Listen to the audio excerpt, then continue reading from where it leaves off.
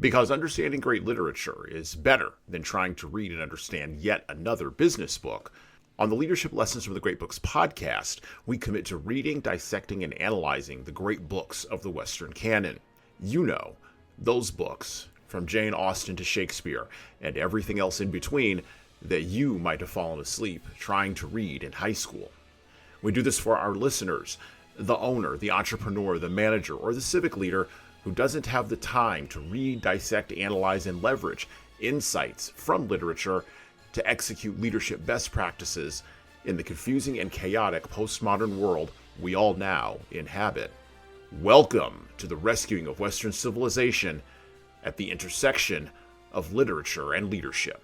Welcome to the Leadership Lessons from the Great Books podcast. Hello, my name is Jesan Sorrells, and this is the Leadership Lessons from the Great Books podcast, episode number 159. We will open our show today with a short yet iconic speech that resonates both as a naive warning and as a prescient prediction of humanity's future.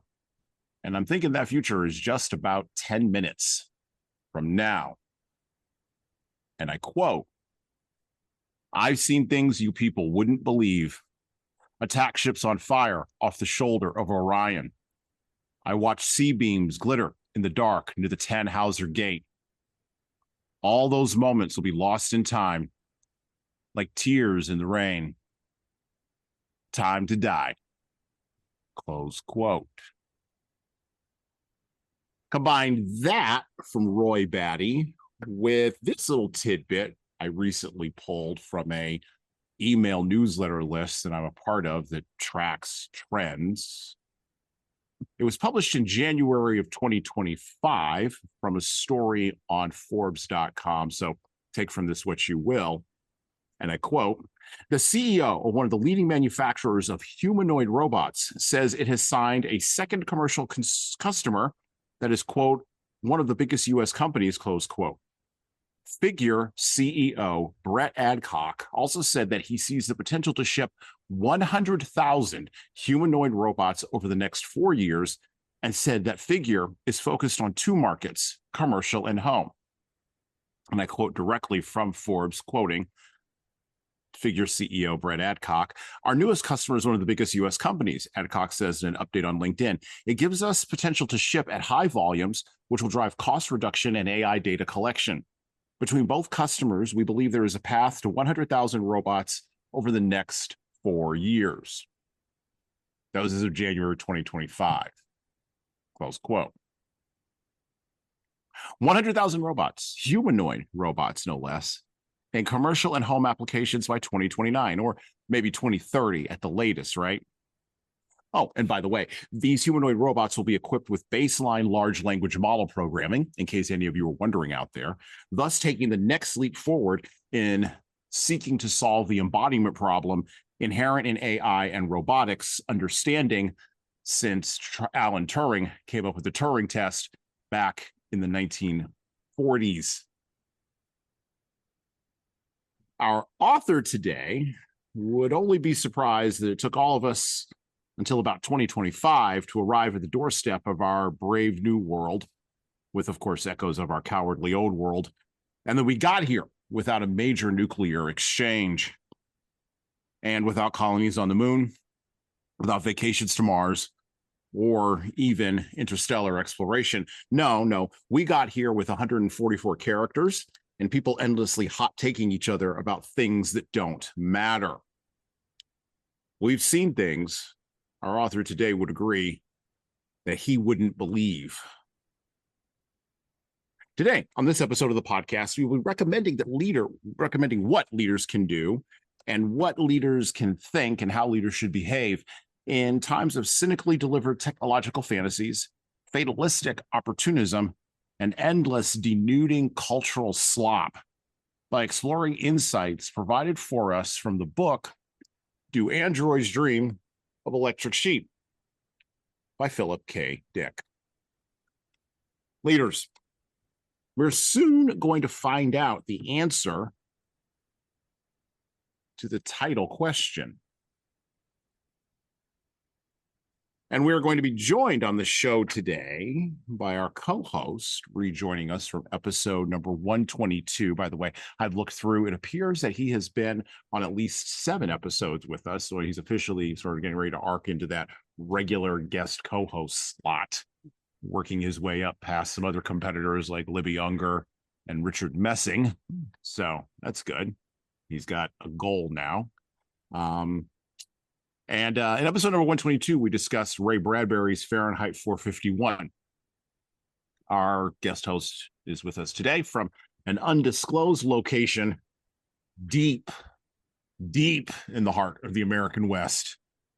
John Hill, aka Small Mountain. How you doing, John? I am loving my life right now. I'm on vacation, family road trip. We're in New Mexico, so that's as disclosed as we're gonna get here, right? Because I'm in the land of enchantment. So come find me if you want to come hang out. And yeah, can I talk about my unique perspective on this, or do you want to talk a little bit more about the book? No, go ahead, jump in.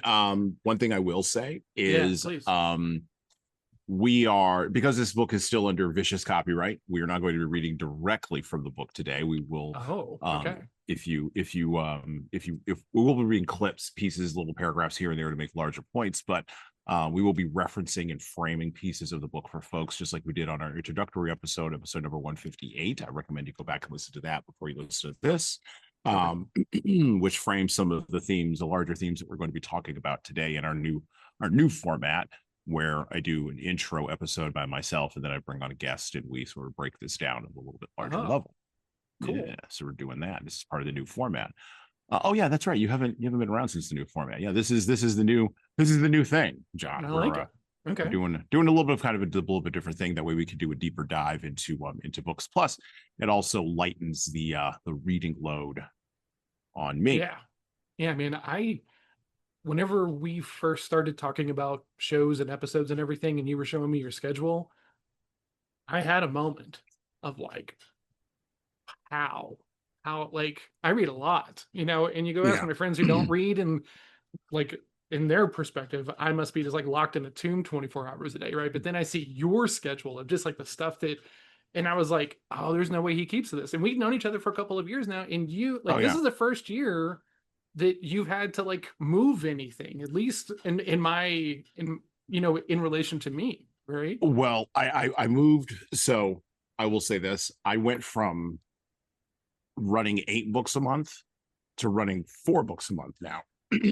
So I'm currently reading, just so that y'all know, because these are all upcoming on the podcast, I'm reading Empire of the Summer Moon, which is getting turned into a show written by Taylor Sheridan.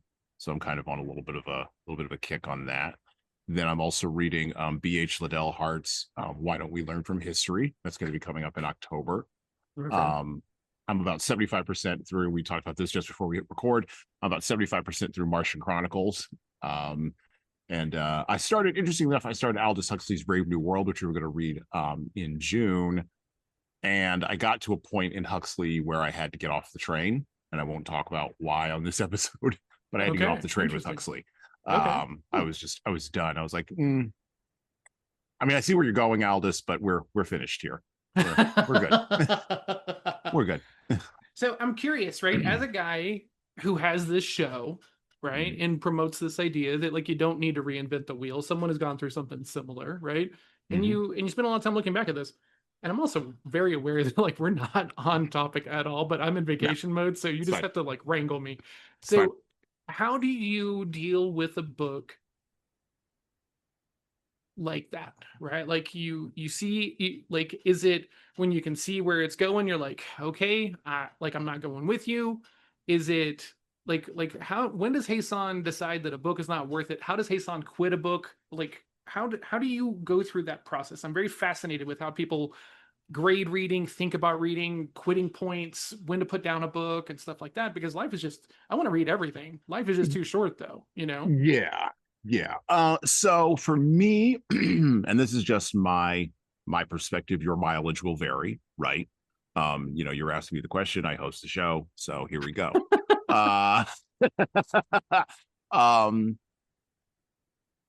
if I reach a point in a book where the writer is postulating an idea where I can see the logical outcropping of that idea, and they're telegraphing sort of where they're going to be going. And I'm not in agreement with that idea, or I find that idea, and really agreement's really a tenuous one, because I can read a lot of things. I read a lot of things I don't agree with. So let's not really put too much stock into that. It's an idea that I find morally repugnant, that violates and we talked a little bit about morals and ethics before in Fahrenheit 451. And my morality is influenced, good, bad, ugly, or indifferent. It's influenced by how I perceive, not how I perceive, no. It is influenced by how I practice my Christianity. Okay. It's influenced by how I practice my religion. It just is. And I would be lying if I said it wasn't. I think most people do lie. You are being influenced by something that's a higher thing. You just don't know how to identify it, right? And you don't really know how to talk about it. So if I'm in a book, and this is just me, again, not everybody else, just me. If I'm in a book and I'm going along, I'm bebopping along, and I find something to be morally repugnant in there, and I can see that the author is sort of using this to make a larger point, I will say to myself and to the author, I don't have to go down that road with you. I'm not required to. Now, I will tell you, it's taken me a long time to get to that point. So I read Brave New World when I was probably 15 or 16, maybe, was the first time I interacted with that book. And I was in a totally different stage of life. I had, didn't have kids. I didn't have responsibilities. I read it in parallel to, or right around the same time that I also read, I was reading The Stand by Stephen King. Oh, wow. So there's kind of a lot of things going on there together. I have not read either one of those books, but Melissa's a huge Stephen King fan, and she's like, hey, anytime you're ready, and she'll just kind of point to it. And I'm like, I know it's there, but like, I'm not ready for it, So some of the worst excesses of COVID you will find in The Stand. Oh, that's interesting. Okay. It's what logically no. It's one of those books that the first time I read it, and I was already, as you can imagine, I was already walking down the road to being jaded at 15. And and that even that book even, had the bottom dropping out of me, because he nailed human patterns of behavior so accurately in that. Okay. And so, particularly when all the rules are off, right? When there's no more boundaries, no more restrictions, what are people actually going to do? What's the pattern, the typical pattern of human behavior? And then let's just logically push that forward. Huxley, on the other hand, Brave New World focuses around hedonic pleasure, and around what hedonism looks like, and how is that used for utopian ends by people who want to be in control and be in power. And you can see a lot of that in our own culture right now. Okay. And so where I have wound up, 30 years later with kids and with a perspective on the hedonic culture that's probably counterculture, and sort of where I go with all of that, I can't follow a quote unquote free thinker like Huxley. He would say I'm captured by morality. Nietzsche would say a slave morality. I would disagree with Nietzsche too. I don't think he really understood what he was talking about there, but that's what he would say. And that's sort of where I go with Huxley. And so I'm having this philosophical battle with the author. And I do this, by the way, in every book that I read. Am I having this philosophical battle with this author? So I mentioned Empire of the Summer Moon. And that's another book there too, where I'm sort of having this philosophical battle with the author. Yeah. When you first started to talk about your way of thinking around this, I was kind of confused for a moment, right? And then I was like, okay, but to put this into a business book context, right? Because I read a ton of business books and you do as well, right? So if I'm hearing you correctly, if even if it's like a very highly touted business book, right? If they're making the example use case off of Hugh Hefner or Larry Flint or or anything in that Yeah. realm. Like if that is the use case that's forming your thinking, we did like that's just where you call it. Is kind of what I'm Yeah. hearing. Okay, Yeah, that's what that's I'm going to fair. call the game. And that's for me. Like, I'm not saying that that has to be for everybody. And you know what, quite frankly, maybe the author gets to a different spot on the other end of it. Well, and Um, that's kind of my like next question, right? Because like mhm, I'm like you in my own way of like I sometimes it's just too real. Like yeah. sometimes it's just I don't need to subject myself to this, and stuff like that. But then on the other side of it, I am concerned about building an echo chamber, right? Of Mhm, just having, people around me believe what I believe and the books on my shelves that I really like because they just, validate all my thinking that's already there in place and everything. And it's weird because I try to have some balance to this stuff, right? Like mhm. I'll try to go finish a book that like I'm like struggling with, or I'll go dive into a conversation with someone who I know is polar opposite of me, just because like I can respect them enough that I can hear them out and Mhm, leave it. mhm. But, you know, to me, I think that that is also dangerous, right? There's line in Stoicism of like the worst place you can be before you know who you are is in a crowd, right? Ooh, ooh, And then the worst place to be after you know who you are is also in a is crowd, also in a right? crowd. So like I don't know, I like it's Seneca or like Epictetus, I'm not sure which one it is, but like I just think about that all the time because like man, I was hanging out in these crowds and I'm drinking from that Kool-Aid and stuff like this. And now it's just like I know to avoid those circles that like just don't serve me and everything else like that. But I also try to live by the idea that I should be challenged my blind spots, my conventions, my thinking and stuff like that, because I also think that it's easy to get complacent. So I think that there's multiple different ways to do that. And I think books, obviously, conversations with people who, to your point, are of opposing viewpoints or perspectives. I honestly, I never, and I don't want people listening to this to think that I'm a censorious person because I'm not. I want everything published. Publish it all. That's why we have free Same. speech. Publish it Absolutely. all. The government should take no position. Don't get me started on government schools and government school run libraries. Don't get me started on that nonsense. Just don't. Government should take no position. Libraries should actually be funded by the public, or by the way, public, but like by private individuals. Put whatever you want to put in there, and let's move on. Hmm. The responsibility for curating and, quite frankly, censoring ideas comes from not an overall institution, but quite frankly, and this is why you have free speech, from the culture. Yeah, The exactly. culture will figure it out. And what we see if we have robust free speech and robust book publishing, which is also why I'm opposed to some of the things going on with LLMs, I see a narrowing of view and a narrowing of thought Hmm. that is supposed to be the majority. So I'll go okay, going back to Brave New World. Huxley's perspective on hedonistic pleasure has become the dominant perspective. And I say this with absolutely no what do you call it? I'm not taking a position on this one way or another, whether this is a good or bad. I'm just saying this is a fact. I think we can look around and see it. We also have enough examples of people of all different age brackets and ranges, literally from cradle to grave, being influenced around what their hedonic pleasures should be. And primarily, this is being driven by the cell phones. Okay. Yeah. Okay. Huxley won the argument. Guys like me lost. We lost. It's fine. We lost. And by the way, I'm not saying, by the way, that the argument is it's still ongoing. I'm merely saying that we lost the argument. Now, does that mean that we shouldn't stop having it? No. Does that mean the discussion shouldn't still be going on? No, it will be because people can't shut up about it.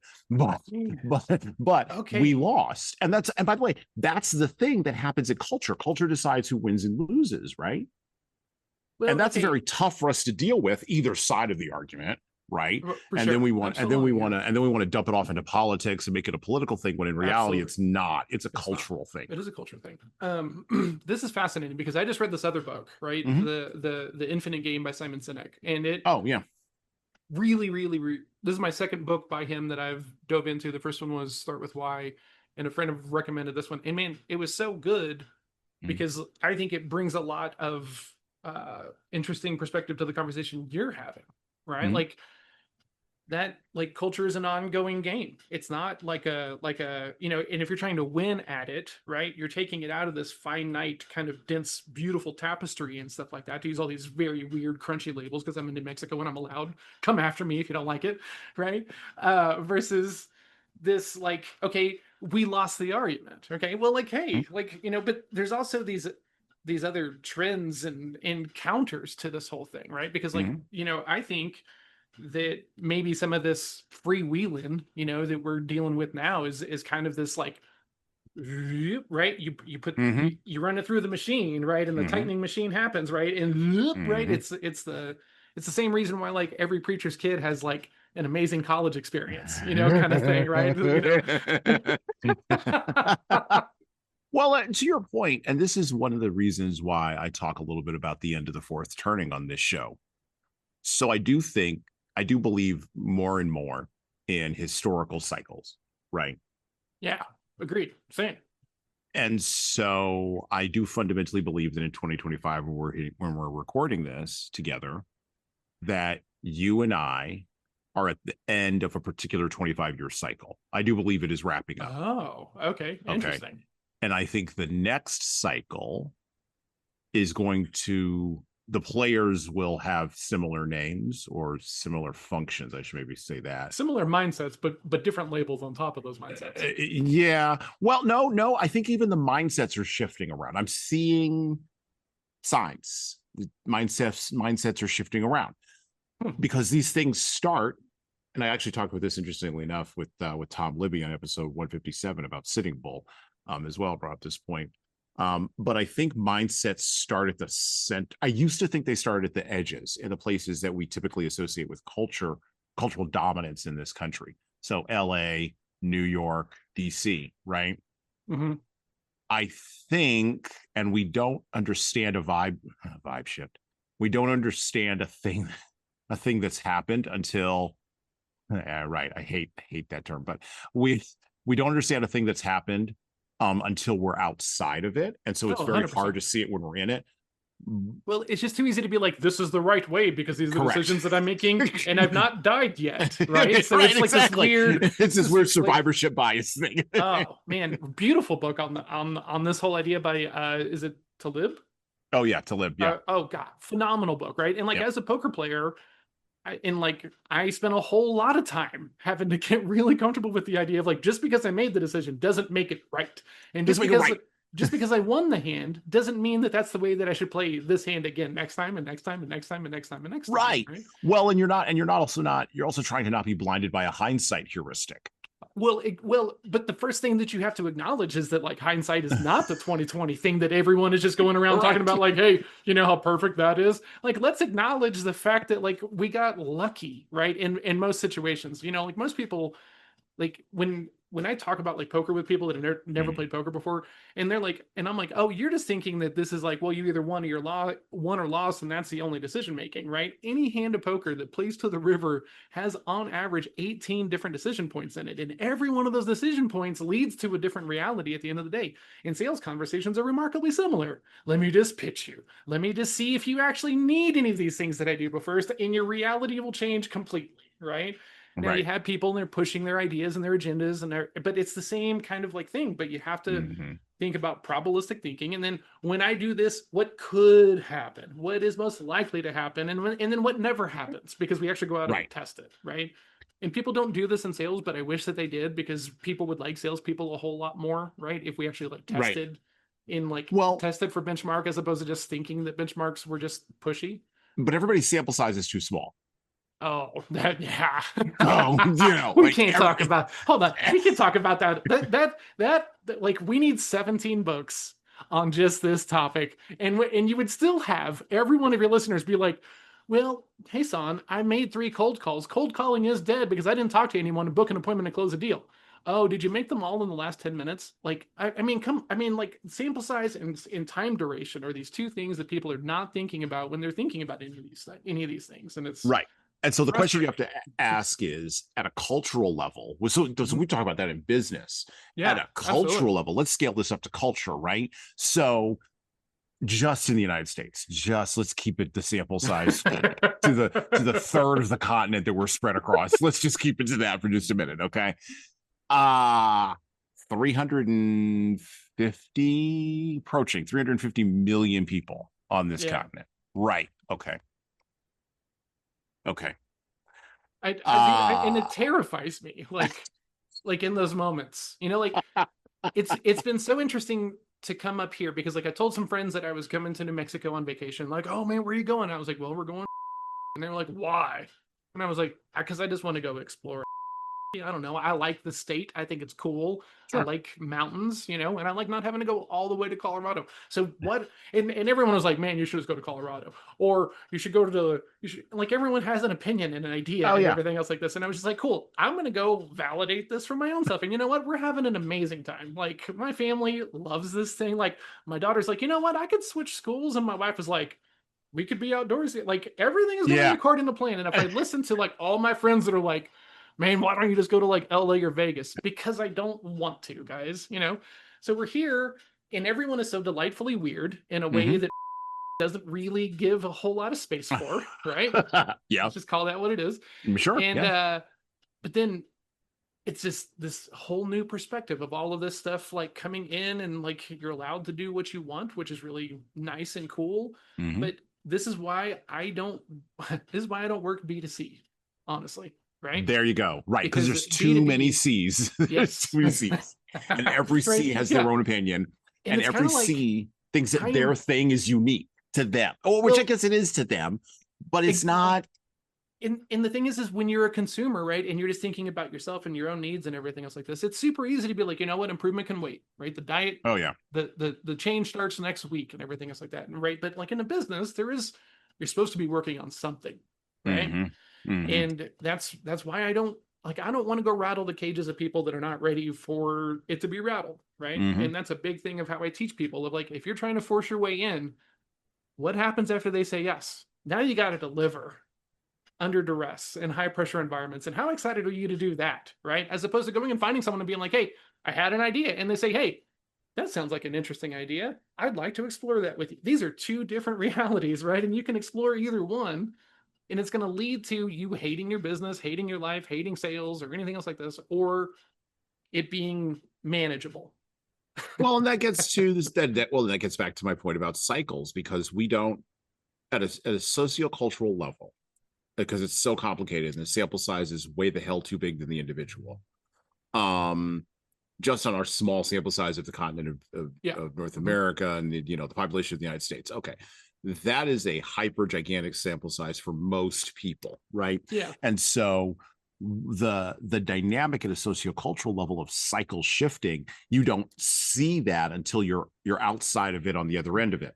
And so when I say things like the chaos that started with September 11th is almost over or is over, and now we have to prepare for something else, I will tell you 99% of people look at me like I'm crazy, because I'm not saying that Aldous Huxley's Brave New World hedonistic perspective on whatever pleasure isn't still going to be around. I'm also not saying that Philip K. Dick, to go back to the book for just a second, that Philip K. Dick's perspective on robots. I mean, we just read from the future CEO who wants to have 100,000 humanoid robots walking around by 2030.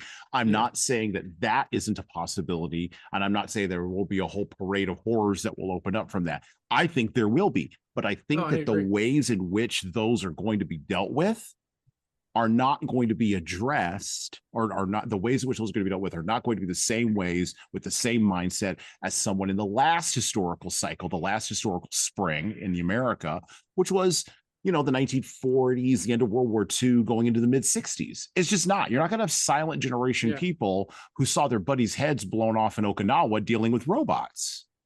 Yeah, it's very. And that's what we don't understand about historical cycles. That's what we don't get. It's going to be people like you and me and our kids dealing with humanoid robots. Well, like, man, I might have lived a whole life in the time that you were talking through that, because I just started thinking about everything. I started thinking about um that, like, this all starts with like innovation. Like, what Mm-hmm. can we do? What is there, right? And to be clear, I'd not read this book before, and I have not Mm-hmm. read the Asimov books either, right? So some Mm-hmm. of the stuff I'm getting to appreciate kind of new, right? My Mm-hmm. path into science fiction fantasy was like through like Geralt, which is like, Oh, yeah. in like Heinlein and stuff like this, Heinlein, however you want to say it, it doesn't matter. But I was reading all that stuff, right? And so I go to Mm-hmm. my brother, and who was an Asimov fan, and I was like, "Hey, should I be reading Asimov?" He's like, "No, you're too young. Enjoy all this other stuff." And then I just haven't ever come back to it. But now I get to experience all this as like an adult who's like also living in versions of this, right? And it's delightful because it's not exactly that. It's not No. exactly what he's talking about in the book, but like I could see that, right? A couple of decisions going different ways, right? Like in this Yes. rich tapestry that we're talking about of decisive Yes. moments and everything. A couple of Yes. the things going the other way. Like, it's not crazy, right? But then what I think he does such a good job of in the book is just like how we would justify everything that we would justify that happens in this book. Oh, yeah. You know what I'm saying? Like, Oh, that yeah. to me is the most fascinating part of it. And this very interesting thing, it's like all the nerds are worried because the nerds are the people who read this book, these books, right? But they're also the people that are going to be pushing to make them better and to make them improved and everything else like this. And then everyone else who's like, oh, it's not going to be a problem, are going to inherit this problem because they're also going to be the people that are pushing for all the advancement. I want it better. I want it better. I want it to do more. I want it to do more. Okay, cool. And then inadvertently it's going to tip the scales. And then there's money behind it. And then it's just like in the book to where they're trying to like see like what can they get away with. And it's such an interesting, and it's going to happen. It's So absolutely going to happen. Same this thing. is my first beat on this book. The nerds want the technology. So the nerds all read Martian Chronicles when they were kids.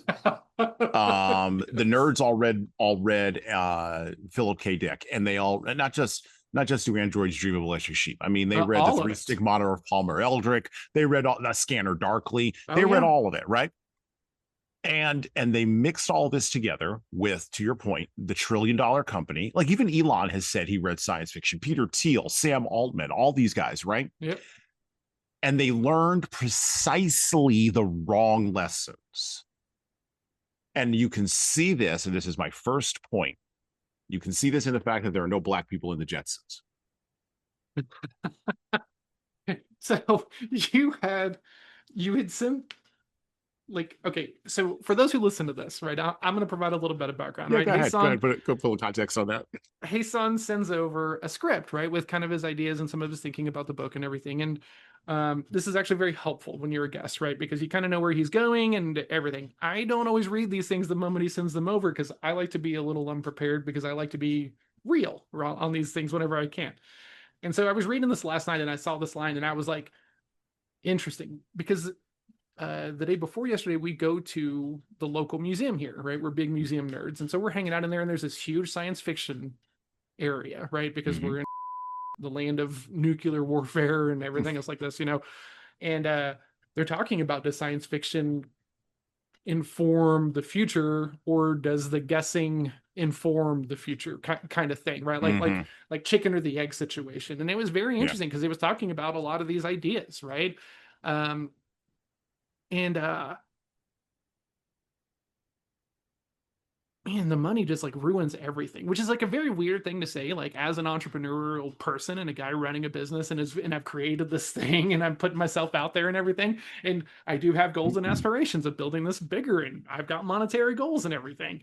But I'm also just hyper aware of how much money just blows everything out of proportion and just ruins things, right? Mm-hmm. And I also realize that it's there, right? Like you Mm-hmm. gotta, Oh, yeah. I mean, innovation doesn't happen if there's not a way to monetize it. If there's not those ways of like, okay, what are these things? Then it's just like, then we have to have the really bad arguments of like, does science matter, right? At least Right. now we can like, make a big push about science and innovation because we can tie it to capitalism and growth and cool things like that. But then all the stuff gets in the way that gets in the way. Your scientists were so worried about whether or not they could, they didn't stop to think about whether or not they should. Yeah, Great exactly. line from Jurassic Park. Freaking Jeff Goldblum. Jeff Goldblum, man. That There's guy. no okay. There's no one better for that part. No one better. Never No one gonna better. sell me on the idea that there's any other actor on the planet who would have done that part better. That's why they brought it back like 5 times in all of the ridiculous sequels, and they need to stop. Just, I've had enough of these mother effing dinosaurs on this mother effing plane. I've really had enough. I saw Like, a I'm tweet the other good. day, and it was like it was like while they were actually kind of talking about the fact that they're really good at recreating dinosaurs, what they've really gotten really good at is recreating the next worst dinosaur movie. Of course.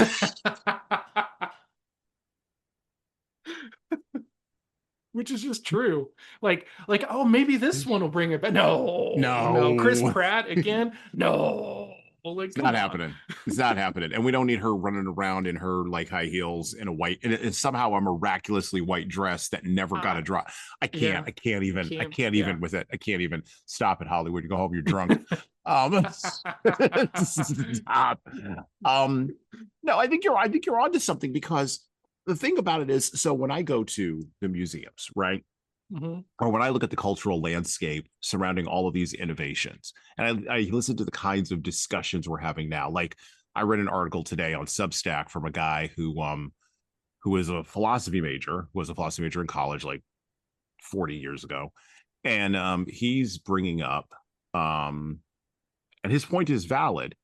He's bringing up how AI and large language models don't have ethics built in, and are now beginning to behave in ways that we would define, if human beings were behaving in that way, as evil, quote unquote. Right? Okay. Yeah.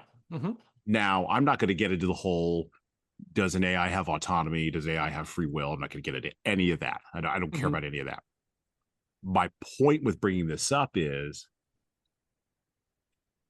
we built the AI. That's fine. The people who built it were influenced by Asimov and Bradbury and Gibson and Heinlein and Dick. They were influenced by all those guys. Great, cool. They learned all the wrong lessons because they didn't go to philosophy classes in college. Yeah. They went to computer engineering classes in college and finance classes in college. Right. Okay. Or if they did go to those philosophy classes, they immediately forgot everything the second they were out of there because it didn't mean anything to them. And so when I walk into a museum, or I read a book like Do Androids Dream of Electric Sheep, I look at it and I go, the first thing that hits me is, for all the money in the world, it doesn't predict the civil rights movement. Oh, yeah. Well, like, and so there is a counter. So I take the line from Gandalf in Lord of the Rings. There are other forces than just the evil ones in this world. 100%. And all those other forces are battling, and maybe this is a zero-sum statement, I don't know, but they're battling in a cultural space for the minds and hearts of people. And in general, what wins the minds and hearts of people is not technology. In general, what wins the minds and hearts of people are challenges and issues, which is what Dick gets to, I think, in his book so brilliantly, challenges and issues of identity.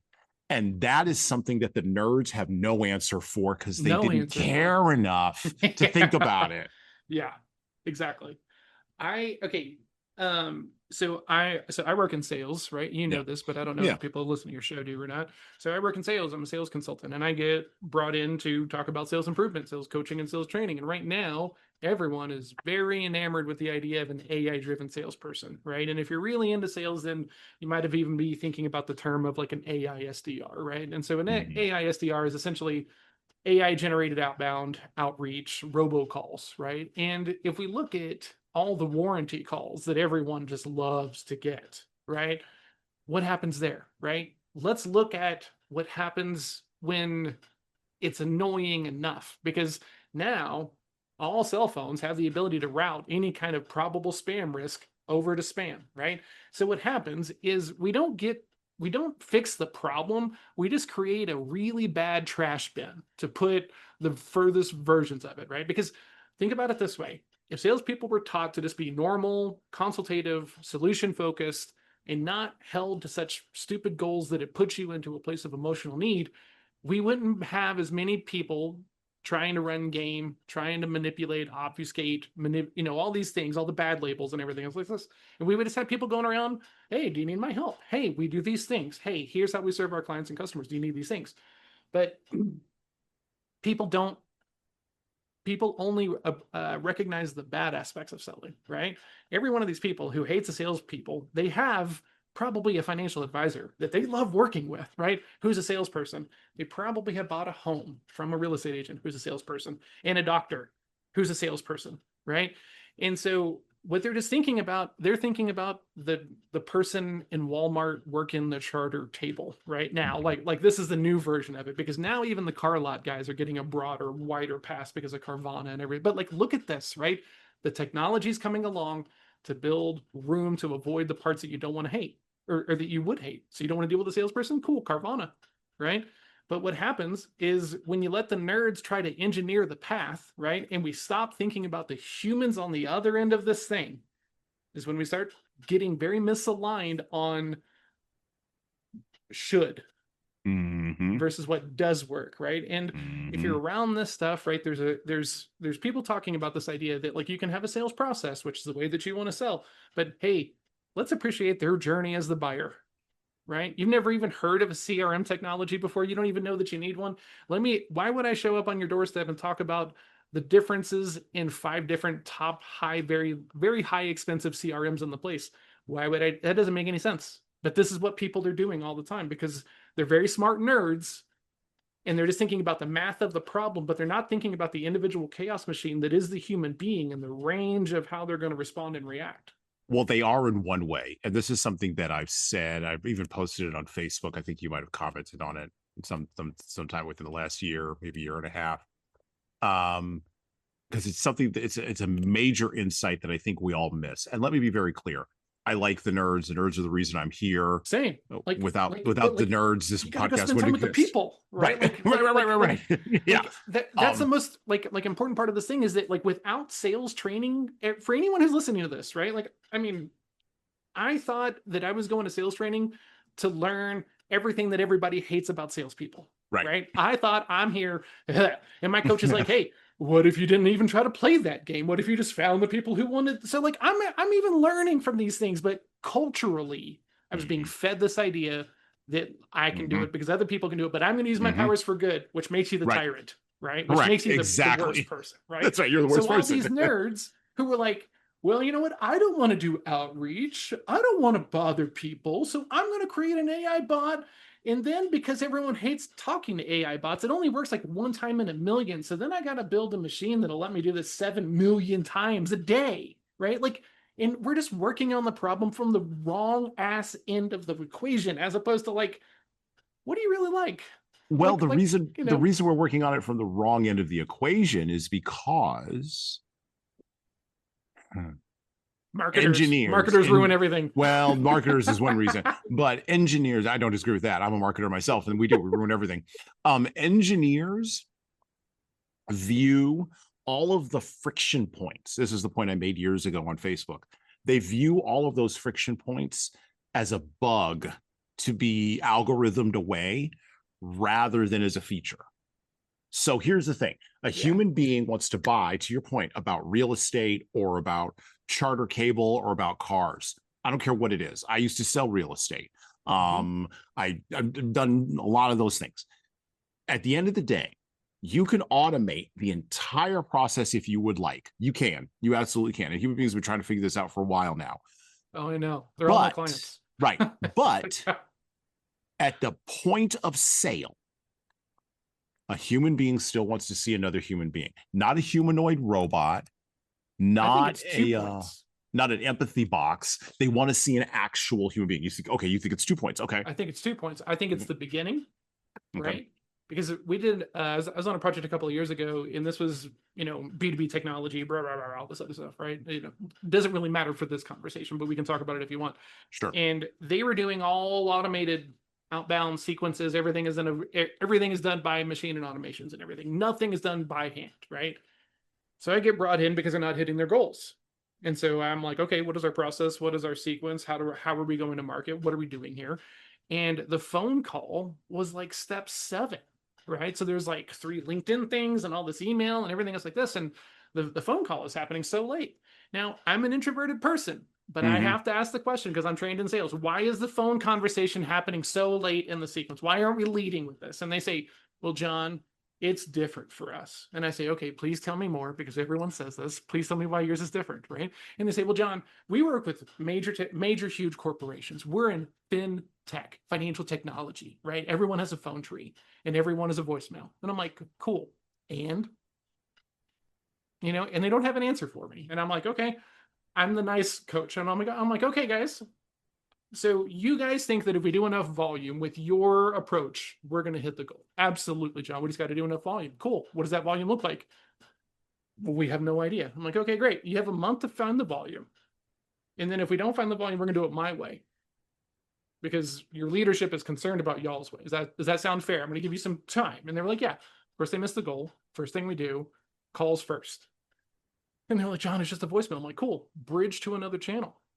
Right? Stop expecting a sale. Start a relationship, right? And so I'm like, hey, this is me. We've never had a conversation before. I was reaching out about these situations we hear about all the time. No need to call me back. I'm going to send you an email to see if this is even worth a conversation or not. And you know what happened? It was like a 1,400% increase in their booking rate, which sounds really, really crazy. But like when you're at one, Mm-hmm. so like any growth is really Is impressive, really when you're impressive. starting Yeah. from like nothing. But it was just like, and I talk to more people that want to take that approach. They only want to put their humanity in there when they see that there's an opening and interest. In sales, if you're going to do it right, is about creating that interest. And if you don't know how to create interest the right way, you're stuck running this weird volume timing game that all these guys are trying to do over here. So human first, to show that you're a human and have some human connection, so you actually get seen as a human first before we get boxed in as a salesperson. Oh, you just want to sell me, you just want to close me, you're just asking these questions because you don't care. If I show you that I'm a human first, I then get seen as a human first, and then if I have something to show you, we can talk about it. But all these guys that are trying to be like, okay, let's just keep this brass tacks, I'm the wolf of not Wall Street, but Electric Street, and we're just going to do SEO for you, and you're just going to buy these things from me, but just brass tacks, do you want this thing or not? You're never going to find the volume. Ever. Ever, ever, ever, ever. And like, I gotta say this just one more time, because Yeah, I go am the ahead. most systematic laboratory nerd on the planet, and I'm still telling you that like leaning into the conversation has an exponential quantified impact on your lift, and you're just scared, which is why you don't want to do it. That's why all these people are trying to build these massive engines, because they're scared and they're fearful and they don't want to change. And that's exactly what is going to be the problem. It's going to lead to all the problems with all these bots. Okay, let's talk about the bots. I'm glad you said that at the end. Let's talk about the bots. Talk about the bots. Let's talk about the bots. So, and actually, we should probably talk about a little bit about the books. Let's talk a little bit about the book. So, this is your first touch on this. I've seen both Blade Runner movies, both Blade Runner and Blade Runner 2049. Mm-hmm. Take from that what you will. But I've seen both of them. And I've drawn certain conclusions from them. And so seeing the film and then touching on the Philip K. Dick book, I hadn't really read it. Okay, so you had not read the book, but you had seen the movies. I had seen the movies, right? Okay, what was your perspective on the movies? Just seeing the movies without reading the material. So just seeing the movies without reading the material, Blade Runner as a film. Well, two things. One, Blade Runner as a film could never be made today.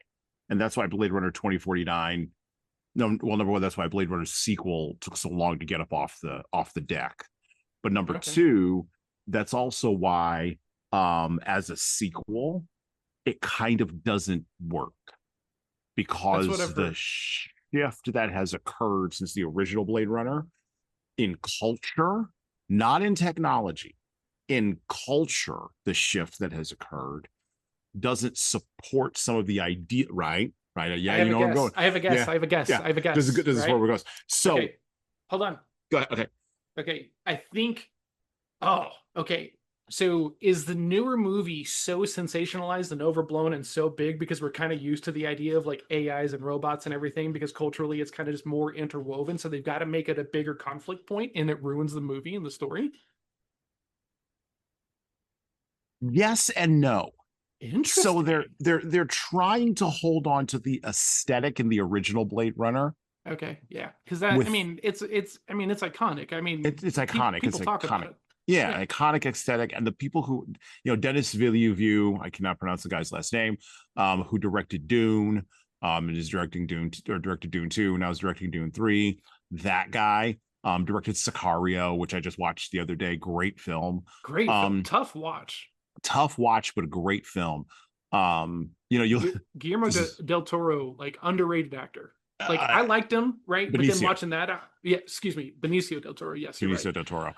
Guillermo del Toro is the director. My fault. Yep. But like watching that, because like I've seen Snatch, I've seen his stuff, and I'm like, okay, cool. Like he is that very interesting character. But then I'm like, oh, dude can be real dark. Okay. I loved it when he says to Emily Blunt, the things that you are going to see are going to offend your American eyes. And he Yeah. just walks out of the room. And I was like, yep, you're exactly right. Get ready. And she couldn't. And then Josh Brolin is the CIA spook. Oh yeah, he's phenomenal in that role. It's so good. Well, Right? he might. I think he actually probably went and hung around some spooks, because I've known some former CIA folks in my time, and they are literally exactly that guy. Yeah, just That's dead. that guy. Yeah, you're just dead. It's wild. You're just dead on application of that. And then all the Delta guys who are what they are. Delta guys are what they are.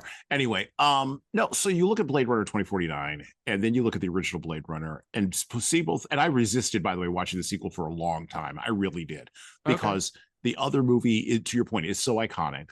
But I had long ago come to the conclusion that we are already living in the future that Blade Runner promised, just with less pollution. Oh. So the gray dust that's in Do Robots Dream of Electric Sheep? Yeah. Okay. Like we're fighting each other viciously about global warming, while China, of course, produces one new coal plant a week. But we're fighting viciously about global warming because, we don't want that. Okay, that's a plus. I'm not saying that that's a negative. That's a plus. We should be having that vicious fight about what we do with the environment. Cool. Have the arguments. Let's talk about it. But because of those arguments, because of how far that went, and by the way, Philip K. Dick died in 1982, so we didn't have a chance to see sort of all this sort of come to fruition. But because of regulation, because of, to your point about capitalism, capitalism being forced to be regulated, right, by a governmental entity that doesn't care about capitalism, cleaned up the environment. But it had nothing to say. So you don't have acid rainfall like in the original Blade Runner, right? But it had nothing to say about, and this is again the point that I think Philip K. Dick makes. Nothing to say about the relationship between man and technology. Government is astonishingly silent on this, for the most part, and private industry is astonishingly, to our point earlier, venal on all of these areas. And so the venality Dick he got part of, but he thought the venality would come from government. That's why Deckard works for the government. He thought it would come from the government because he came out of a time in the 50s and 60s when government was the biggest problem and private industry was highly regulated coming out of World War II. So when he was a kid, the world he grew up in was the CEO married their secretary and didn't make more than X number of thousands of dollars a year. And yet, if adjusted for inflation, the CEO made just as much then as the CEO makes now, except they just hid, because of unions, they just hid the money in different places. Okay, fine. So everybody looked like they were conforming, and everybody looked like they were the same culturally, which certain political parties in our country would like to go back to that visual look of conformity, and are hidebound to that idea. By the way, Ray Bradbury wrote about this. This is where the Martian Chronicles and everything else that he ever wrote, Fahrenheit 451, came out of. That sense of being hamstrung by conformity during a time that again, certain political parties in this country would like to get back to, where everybody looks the same, right? Okay. Dick is writing as a countercultural, along with Heinlein to a certain degree, writing as a countercultural opposition, right, to that idea. So he could project that forward into the book, and that gets picked up in the movie quite brilliantly. The original Blade Runner, that gets picked up quite brilliantly. Now, as a movie, it kind of falls apart in the third act. The original Blade Runner does. Okay. and it descends into this action movie trope because it's the 80s and they didn't Yeah. really know where to go with it, and so they Well, had to. it's funny because my wife is a huge Harrison Ford fan and big reader and stuff like this. And so she was giving me some of the knowledge about the backside of the book. Apparently, he didn't want to make the movie. He No, got we he got didn't. he No. got forced into a contract and apparently like was like a begrudging, like unwilling hostage for most of the shoots and the production of the movie and stuff like that. And has made no bones about it whenever anyone asks Yeah, him about it, you know. him and Ridley Scott did not exactly see eye to eye on that set. Yeah. So like, you know, and I can imagine because the book itself to me, like I have a lot of questions after the book ends, Mhm. you know, like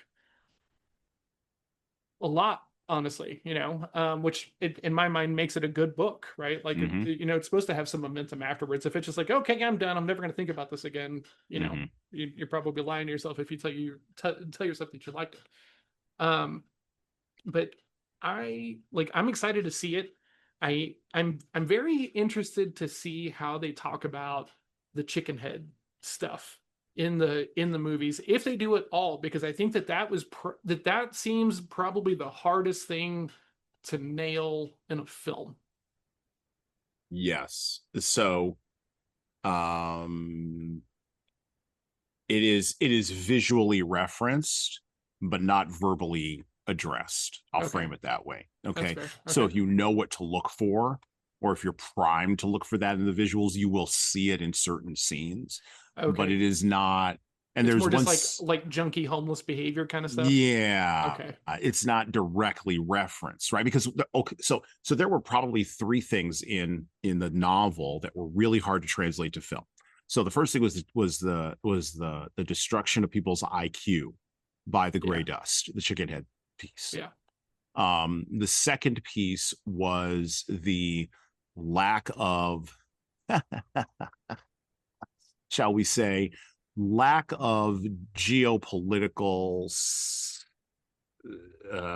anchoring that was in the book, right? Because when Blade Runner came out, the movie came out in 1982. I mean, you're knee deep in the Cold War at Yeah. that point. You just Hmm. you're just in it, right? Gorbachev has not come along yet. I think that was at the time when And so they're all kind of, Russia. oh, that's fascinating, right? Because like whenever I was reading Heinlein in late 80s, early 90s, like I read Heinlein too early, I would say. Like I was probably Okay. 10, right? And my brother was Oh like, "Oh, yeah. hey, stranger in a strange land and you know, Mm. here's body dysmorphia and transitioning consciousnesses into other sexes and everything." You know, so but all of those books have kind of this weird vibe. It Mm-hmm. almost seems like of like I pick up the vibe that you're talking about, that like government is the bad guy, which then kind of forces individual focus onto the individual, right? And so then in all of these books, like the Heinlein books and the Philip K. Dick books, it seems like there's like this big divide between like almost like the aware and the unaware, almost, right? Mm-hmm.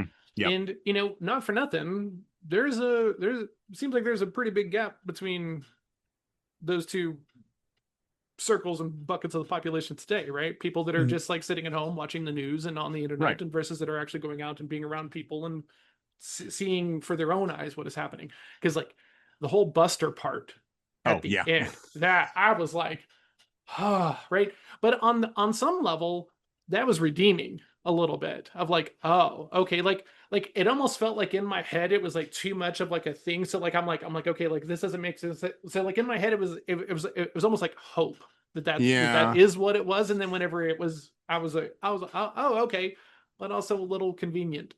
And then the third thing in the book, well, so this ties into the third thing in the book, which is the Mercerism. Okay. Hmm. So Mercerism does not, none of that is, I will tell you right now, none of that's referenced in the movie at all. Oh, to me that's like the most interesting part. And uh, the thing that I think Philip K. Dick was trying to say with Mercerism, yes, he's making a point about religion and the opiate of the masses and the Marxist point and blah blah blah. Yeah, okay, I'm not interested in that. The Hmm. Marxist framing of that, I don't care. Or not that I don't care, but I'm dismissive of that for a whole variety of reasons. I think that that's too surface an analysis of what he's trying to do here. He was working through, to your point about the divide between the people who are paying attention and the people who aren't. Mm-hmm. He was working through the divide of the masses versus the elite for sure in that, but he was also working through social control, the role of hallucinogenics, and the role of LSD, his own Oh personal yeah. experiences with drugs. I mean, he talked about it in an interview that was published, gosh, in the 1970s, or it might have been a speech, but I think it was an interview published in the 1970s, where he talked about how a lot of his friends used drugs and wound up screwed up on drugs. Mm-hmm. And so he was not interested in expanding his mind in that kind of way. Um, Whereas you had at the same time folks like in 1982 is 10 years in on the founding of Apple Computers, founded by a guy, Steve Jobs, who went to India and went traipsing around trying to expand his mind. And allegedly, according to him anyway, went on an LSD trip and came up with Apple Computers. Oh, interesting. Okay. I've not Okay. heard this story. Oh, yeah. Well, the reason, you know why that the logo for Apple is Apple, right? Is an apple No. with a bite out of it. Yeah. Oh, it's because Alan Turing, um, when he when he was prosecuted by the British government after World War II for being a homosexual, Mm-hmm. committed suicide by putting it's either cyanide or arsenic. I can't remember which one, but it was some kind of poison in an apple, and his body was found with an apple next to it with a bite taken out of it. Oh, interesting. Okay. Hmm. Uh-huh. And that's the reason for the Apple logo.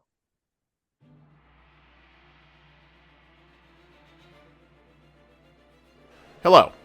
So I'm going to do some shilling here, and hopefully this will be a pause in our riveting conversation for you. I have an offer for you. My most recent book is 12 Rules for Leaders, the Foundation of Intentional Leadership. It's available in paperback, hardcover, or as an ebook on Amazon, Barnes & Noble, Kobo, and any other place you order books. Now, in this book, I address the 12 leadership areas that I have found leaders need to be the most intentional in to be the type of leader followers actually want to follow. From establishing a foundation of leading teams through managing conflict effectively, all the way through leading teams through change, knowing what to do and why to do it can help readers, like the ones listening to this show, become better leaders. Look, reading this book and living it is like getting coaching from me directly without having to pay my full coaching rate. Head on over to leadershiptoolbox.us, that's leadershiptoolbox.us, and scroll down the homepage and click on the Buy Now button to purchase in hardcover, paperback, and Kindle format on Amazon 12 Rules for Leaders, the foundation for intentional leadership. And that's it for me. Now back to the show.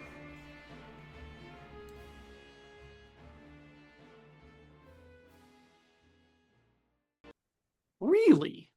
Yep. Oh, man, have I just been reading all like the marketing versionized of all of this stuff of, because like, You got to go back. I, You got to go back and read what Steve actually said about it, not what yeah, the marketers said afterward. What for he sure. actually said. Yeah. Yeah, because like I was like I listen to all these business books and read a bunch of business content, and I just heard a story that they were shown this graphical interface, Oh yeah, right? that did happen. Yeah, they went to Yeah. IBM and yeah. Oh yeah, that Yeah, happened. exactly. So like all of that stuff is the start Mm-hmm. is the stuff that stands out in the business lore, not this other. Okay, so that's Well, very interesting. because they don't because everybody, God bless folks in business, but they want to siphon off to the point about finance guys, right? Who don't take philosophy classes.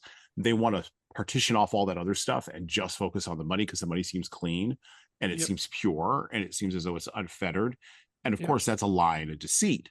Yeah. And then Um, it gets too big, right? right. It's like, and the fascinating thing is like, why do we keep like it almost feels like you have to be willfully ignorant to like not look at the 101 versions of this like getting in our way like over and over and over and over and over again, right? Like I mean, like it leads me to start thinking, and this is not helpful, how many times do we have to go through this like version of this thing before we can be like, oh hey, we see that, right? Like it was is like the weirdest moment of like, I remember, like I think anyone who's an adult right now can probably appreciate this. Like before COVID, right? You'd watch one of those movies like Contagion or Hmm. any of that stuff, right?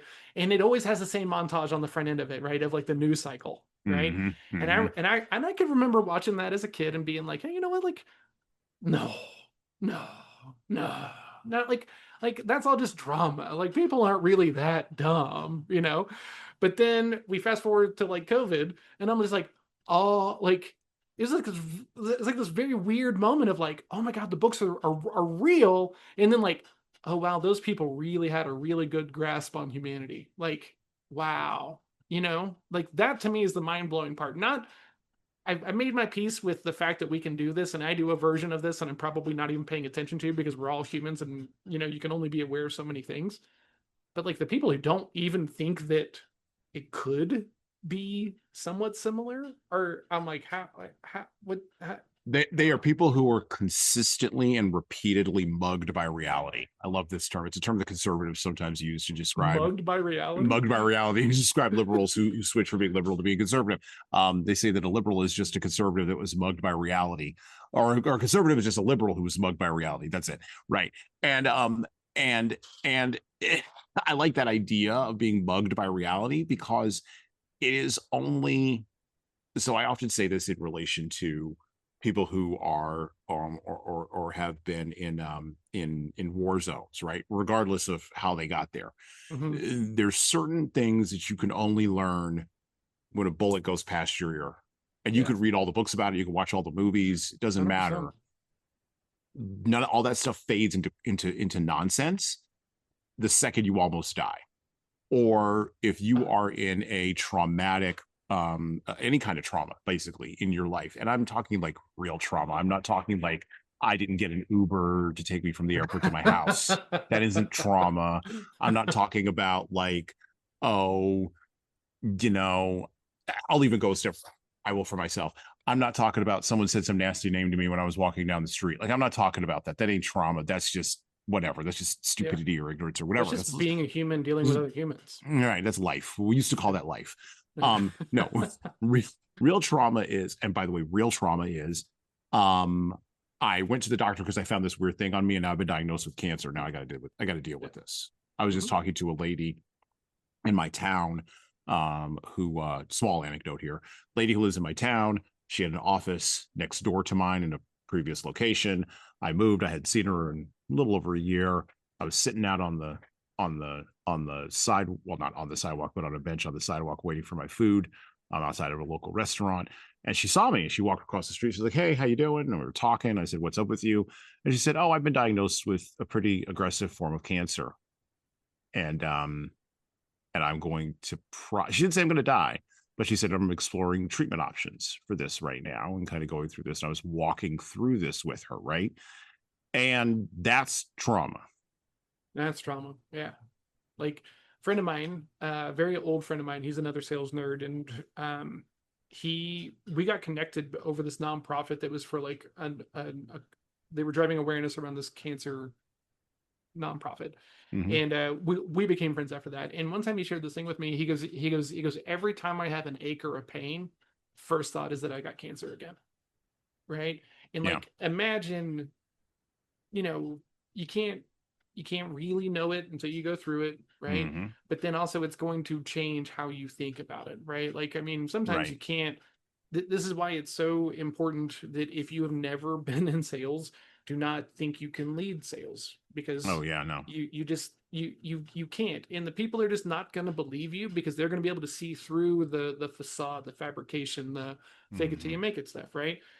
And just don't try. Like we're not great at it, but also be open to going and experiencing these things before we take these hardline decisions, right? Like Exactly. going back to the thing that we were talking about, like you and I have read all of these books, right, about everything that can go wrong, right? Like, Mm-hmm. and I've read way more books about it going wrong than it being beneficial, right?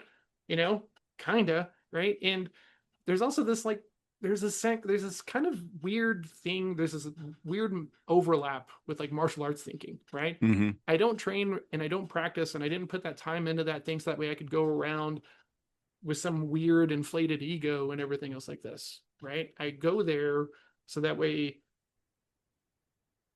I'm trained and I'm practiced, but there's this weird shift that happens with every martial artist that it gets to any kind of height, right? And you've seen it.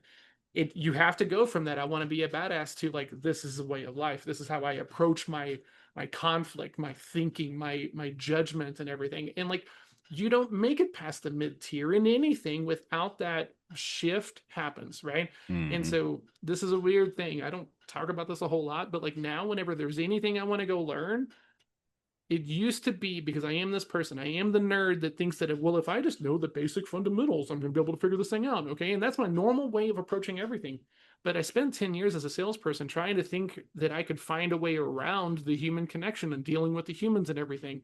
And I only found success whenever I stopped doing that kind of thing. So, in every aspect, there's the version of reality that you think matters. And then there's the higher level of it that everyone else is thinking about, right? As a poker player, how do I win these pots? Okay, well, as a professional poker player, how do I lose the less? Right? Mhm. As a beginner as a beginner martial arts student, how do I like never get hit? Okay, master, how do I go home? How do I make Yeah. sure that I'm the one going home? Right? Yep. And more often than not, that means I don't need anything at all. You know what I'm Well, saying? So the hmm. old enough to know better kind of thing, right? To use that like very old folksy wisdom and everything else like this, right? Like we're only old enough to know better because we've spent our time reading and consuming these ideas that everyone else was like, oh, this is just hyper nerdy, stupid. Oh, but robots? You guys can just like give me robots and they can do all this cold calling that I don't want to do. And we just need to do 3,000 of these a day. And we're like out of 0.00001%. And John, like you like, there's a better way to fix the problem, guys. So let me ask you a question with all this.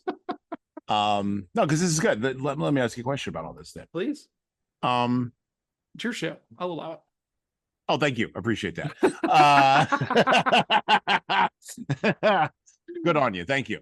Um, um, if the figure CEO, Mr. Adcock, is correct, right? If there will indeed, if he can indeed, and I don't know that he can, I think I number one, I think building a robot is incredibly difficult. Number two, I think embodying a robot that can even do just minimal menial tasks is also incredibly difficult. Then I think your third order level of difficulty is putting the object in the world and having it be accepted by other human beings. With all of our years of whether it's evolution or creationism, I don't care. We've got stuff it. that robot doesn't have. I don't care where Yeah. you think it came from. We've got it. They don't. Okay. That's the difference between us and the monkeys. Okay. Mm-hmm. We ain't putting the monkeys on the factory floor. Okay. So you've got three major first order problems there you have to solve. Three Mm-hmm. major ones. And by the way, the AI does not solve for any of those three at all. I don't care how evil it is. I don't care how much it hallucinates. It doesn't solve for those problems. It solves for other problems, but not those three. Yeah. Okay. Let's say those three problems could be solved in the next 4 years. You and I both live in or near a major city where Mm-hmm. one of these humanoid robots is probably going to show up. Yeah. Yeah. More likely than not. Yeah.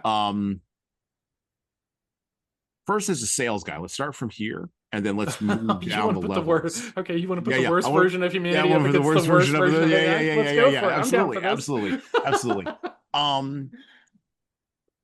How is sales going to sell to a robot? Let's start with that question. An Well, actual, okay. and by the way, Oh not a my bot, God. not a What a bot, beautiful question. not a bot. I want to be very clear. Not a bot on a phone disembodied somewhere. I mean, you show up at the building and the robot is the gatekeeper. Oh, well, oh, that's very That's the embodiment fascinating. problem. There you go. The Yeah. embodiment problem. Well, that's what everybody wants, right? Allegedly. Well, they think that they want that, right? Like one of the biggest lessons that I learned as a stuck, not high-minded salesperson is very stuck, was that the idea is that the gatekeeper is not really there to tell you no, they're there to protect the time of the person who hired them, right? Because sometimes, and people will talk about this sometimes, the reason why they have a gatekeeper is because they're so excited to talk to you that they got to have someone there, and I'm like, ugh, and that's true. Like some people are just so people oriented that they can't help themselves, right? But I was like, gatekeepers are bad humans and blah, blah, blah, and all this stuff, right? Because I wasn't winning, you know? And then the biggest change was whenever I started to make them like part of my approach, right? Mm-hmm. Hey, you probably see 1,000 people looking exactly like me coming in here trying to get time with a doctor and stuff like that. And I don't want to waste their time, right? You probably got some pretty good insight into the doctor, what he likes and what he doesn't like, where his frustrations are with his outcomes, with his patients, with his time on the table. I'm curious, like what do you think that would look like? Because I don't want to waste their time. Oh, I don't actually know. Or they would say like, okay, he hates this, but he likes this, right? And things like that. So whenever I made them part of my team, right, and treated them like a human, which Mm-hmm. they are, I had better outcomes, right? And so now there is a very robotic version of a buying. It's called an RFQ, right? Hey, we're going to go out to market and we don't know what in the hell We we're don't know actually what looking the for, hell we're right? looking for. That's right. So we're gonna do an RFQ and we're gonna go to Chat GPT. We're gonna have GPT create this RFQ for us, right? And because it's AI, it's gonna know exactly what to do. And then essentially it's like, hey, invitation to waste your time. Oh yeah, Essentially, right? please. Yeah. Like that's what I get as a sales professional. I'm like, okay, cool. Would love to ask you a couple of questions. No questions. You must fill it out and then we will select it. Okay, cool. I know where I'm at. You not ever make any decisions because you don't even know what's important to you. I'm gonna go find someone who's at least open to and so then right there I am making a judgment driven decision based upon my own experience as my time as a professional, okay? Mm-hmm. But if you've not spent the time as a professional in that space, Mm-hmm. just hang out, right? Like that's just follow up, 17 touches of follow up, and start a newsletter, and everything else like this that everyone else is pushing. But here's the thing, all of this stuff, all the marketing stuff is, I think, going to go out of the way because you know what you're not going to be able to do? Indoctrinate an AI into your way of thinking, right? So all these things of like, well, if we just give them a lead magnet and then they opt into our stuff, if we just keep sending the messaging, eventually they're going to start thinking about it. Yeah, okay, but here's the thing, you're not going to make the Apple guy go to PC. You're just not, right? In reality, and if your gatekeeper is an AI that you teach it and tilt it to like, here's what you let through and here's what you don't ever get in front of anybody unless they're confirming your own biases, right?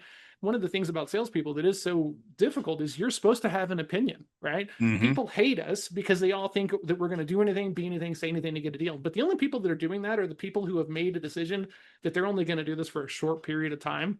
So Mm-hmm. Yeah. they only got to do it until like it really takes off, and then they're going to go back to being their like normal regular selves.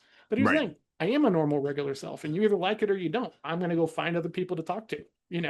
So it's like all of those little bitty shifts that come from time and grade of like really doing the work and realizing, hey, this is the weirdest way to make my peace with this, but like I've lied to prospects and it still didn't close. So why would Right. I just keep doing that to myself, right? Right. Like I now Yeah. have these facts that making myself uncomfortable and lying and like didn't actually change anything. It just made me more uncomfortable. So like, why would I continue to do that?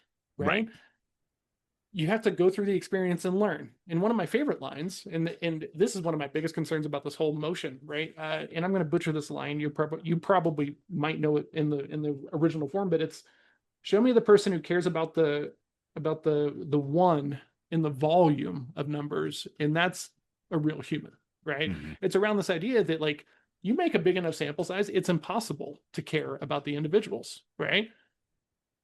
There's a whole lot of room to extrapolate on that whole topic, right? When it Oh comes to yeah. political and culture Oh yeah. conversations and stuff like this, but the Yeah. same thing Yeah. happens here, right? So if all these people, the first time an AI sabotages their business or does something that categorically harms their reality, they're then going to be a lot more concerned about it. But until then, you're just thinking about the positives.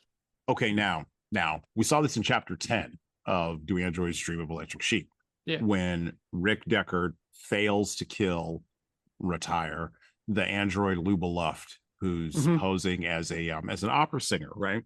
A great little framing there by Philip K. Dick also on that. But he's administering her the empathy test, the Voight-Comp test, and she doesn't like the questions. And so instead of answering the questions, she behaves as a human would, which I think of this in sales. She doesn't like the questions the salesperson is asking. I was And going so, to bring up the same thing. so you knew I was going. And so she calls a cop, which the cop is a robot, or the cop is an android. The android cop arrests him, takes him to this second police station in San Francisco that he's never seen before. And again, this is for me the moment where sort of the bottom drops out of the plane, right? Yeah. And Deckard is having this existential crisis in an android police station full of androids That maybe I'm the android. Right.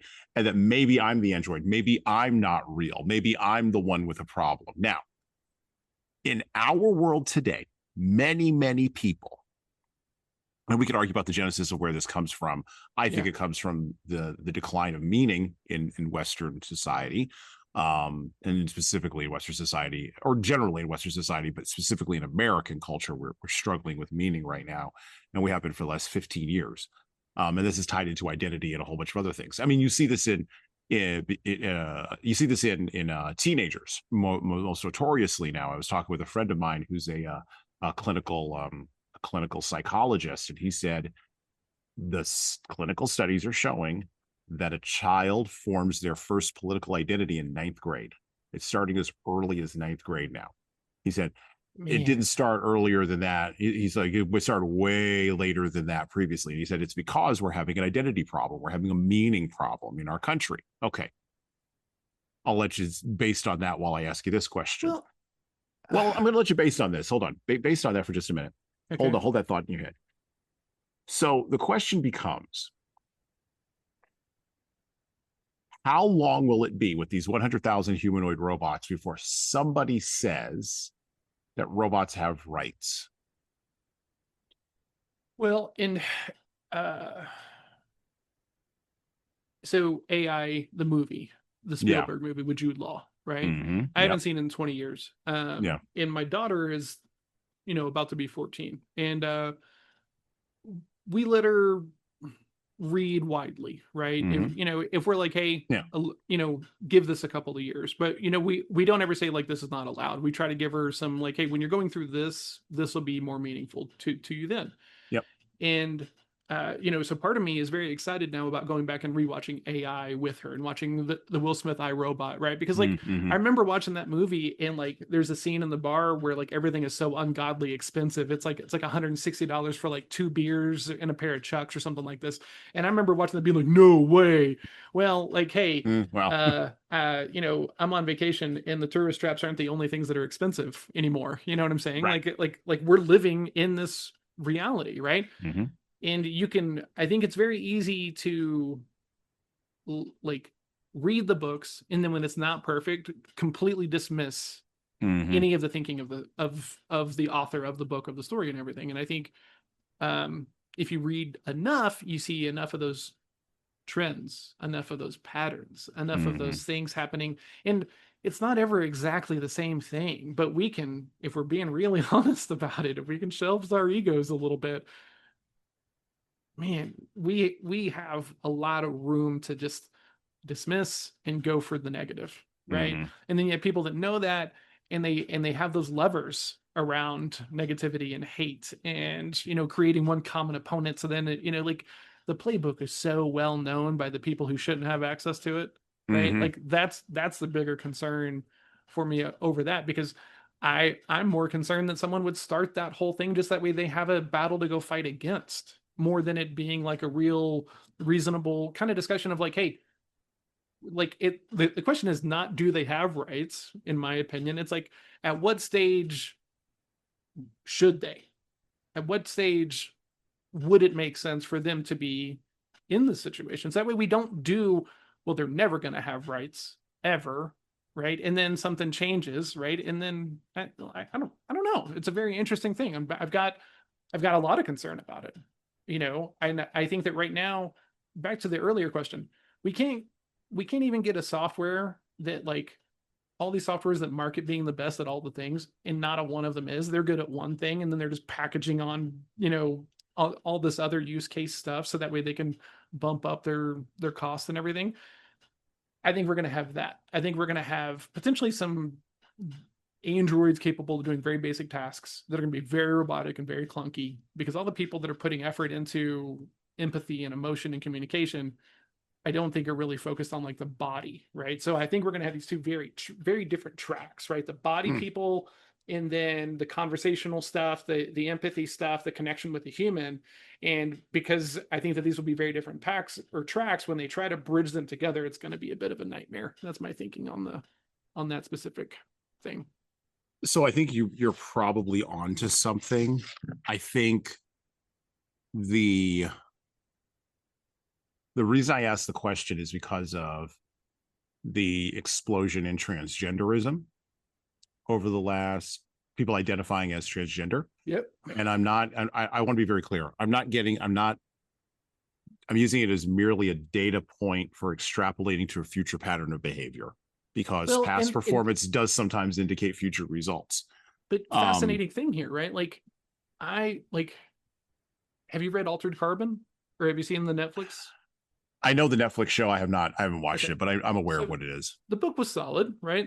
And it kind of exposes this idea, like, what if we can transfer consciousness into like other people, right? What if we could live for forever, but the body wasn't meant to do so? Okay, great. What does that whole thing look like? Well, if it's not the body and it's just the consciousness, like, what happens if you can shift into another body and it's not your body, right? And it's wild, because it goes back to the whole main thing. Like, do we give access to this? Do we ban books? Do we keep it off to the side? Do we give access to information? I was 11 years old when I read a Heinlein book about a guy who was in a car accident and gets his consciousness transferred into a female's body, right? Right. I was reading other science fiction books about telepaths that could take over bodies of other people, genderized or not, and everything else like that. But so because I was so, I guess, open to the idea in the science fiction format, right? It doesn't offend me the way that it offends, like, I'm not saying you, but there are people that this idea offends, right? Yeah. And I'm not asking from an offense perspective, because I think, here's the thing. I think that the trifurcations will be along these lines. You will for sure have people who will insist that a humanoid robot have rights, for sure. Even though it'll be very, very proven that it is all if this, then that automation. And they won't care. There's no ingenuity, if you will. Right. They won't care. And I think there's going to be crossover between those people who insist that the robot has rights and people who are using, let me be very blunt, and because they have a lot of kids listen to the show, so let me be blunt and baseline on this, who are using objects for base physical pleasure. Okay. There's going to be crossover between those two groups. Immense crossover.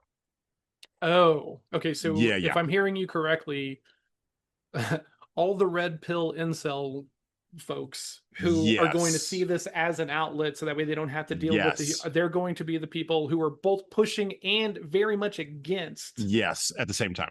That I can see all that. The same time, the same time. So that's one because for Kate. This is my significant other and this is my toy. Exactly. Right? Yeah. So that's going to be one group of people. Notoriously the Joaquin Phoenix movie Her, right? Okay, it's going to be those folks. I'm not seeing that movie. Do you recommend it? I've seen the trailer for it, and I thought it was kind of like a book that I was like, oh, I know where this is. That's a reality I don't want to explore. I don't need to explore. That's fair. I don't need to explore that.